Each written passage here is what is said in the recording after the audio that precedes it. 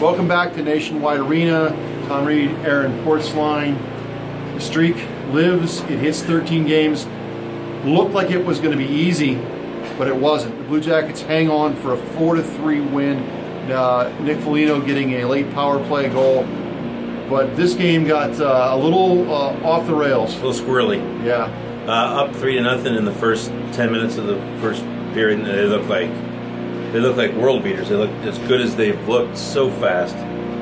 Hungrier to pucks than Boston was. All over Boston, really. And then Boston gets a goal in transition from Backus, and now the game just sort of tilts right back their way.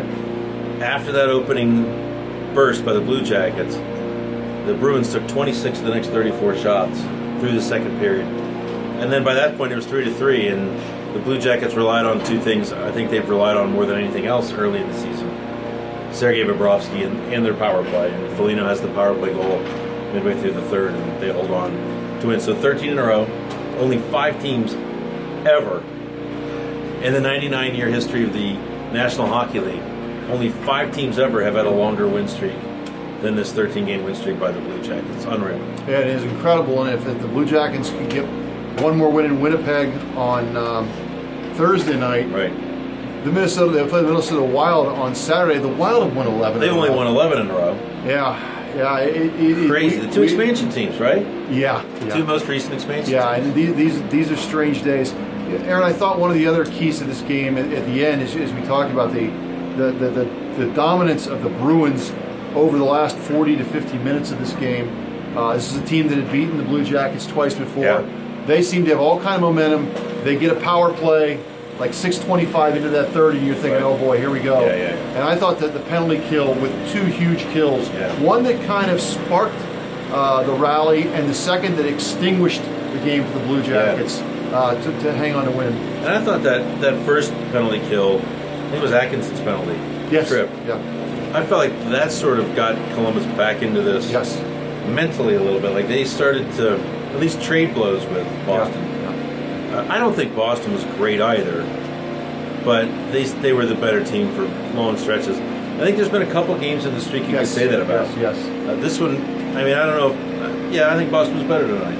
Yeah, and I think here for the Kings game. Yeah, I think you could say that about 3 of the last 4 games. The Pittsburgh game being the example. And is that a good thing? I mean, to me, in many ways, that's a good sign when you're not at your best and you can continue to find ways to win games. Well, you just feel like they just feel like something good is going to happen, and there's so much confidence with that power play. Like even when it doesn't score, it has chances and it sets up in the zone and it's effective, and it sort of stemmed the tide here a little bit. And then Foligno, what I thought was interesting too is Foligno so often from that spot looks for Atkinson either across the goal mouth or behind the net. And he said it happened too quick that he just wanted to get the puck on net because it hadn't been there for a while. So he just went right at Rask with it, spun around and went right at him. But you wonder if Rask isn't, if not even just a little bit leaning toward Atkinson. Because that's where a lot of those power play goals have come from. And he's been so hard. The other thing to mention about the power play, they only had 1 power play goal tonight, but they had an earlier goal, I believe, from Seth Jones that came right at the end of... Yeah, like 11 seconds later. Yeah, and they had established the zone time. Yeah. And I think that Foligno was even joking there that was a little disappointed that they didn't get credit for a power play goal. Get greedy. John Tortorella, 91 seconds. Yeah, this video has already lasted longer. 3 times longer than John Tortorella's. But he was still good. He always is good. He always gives you something. Clearly not happy with the performance, and you can understand why for a coach that's won 13 games in a row. Yeah, right. But they did. His thing was that they've already burned the tape of this game, even though I think as if there's tapes anymore. Again, mentioned that the special teams won them this game. The power play, obviously, we talked about the PK. And yet, again, here we go. They'll go for number 14 on Wednesday night. Yeah, Thursday night. Winnipeg. Thursday night. Yeah, and I'll be interested to see what practice is like tomorrow. Yeah. Because they are going to practice tomorrow. It may just be guys standing at the red line throwing pucks deep.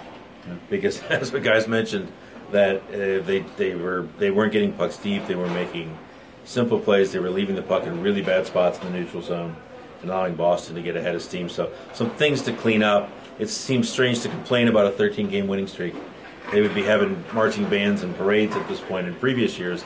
This team's really trying to keep a lid on any aspect of the streak. They're almost, I don't want to say they're embarrassed by it, but they're almost denying its existence as a way to sort of keep them humble and on point. The record is 17 for the Pittsburgh Penguins, 92-93.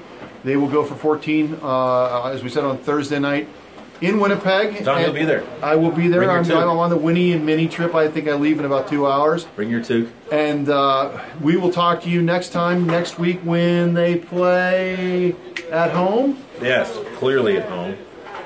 Against. We'll have to look at the schedule, Tom. To be determined. To be determined. The league hasn't said it yet. Yeah, we're not the best team in the league for nothing.